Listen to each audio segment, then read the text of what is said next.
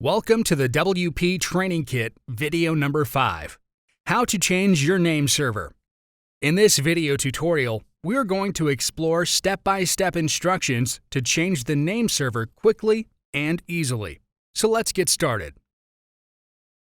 So back to GoDaddy.com. Here we are again going to sign in with this Sign In button. Enter your username and password and click on this Sign In button. So here we are on our My Products page. Here we can see our purchased domains, and on the right there's a Manage button. Click on it. On this top menu bar, click on this DNS option and choose this Manage Zones from this drop-down list. It will take us to DNS Management page.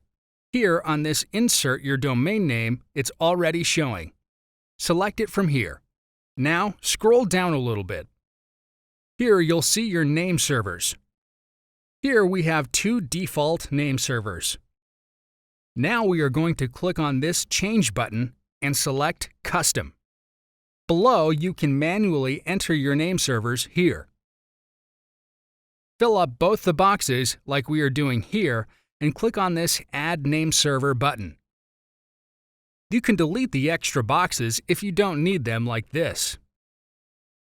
So after adding, click on this Save button here and your name server will be changed successfully.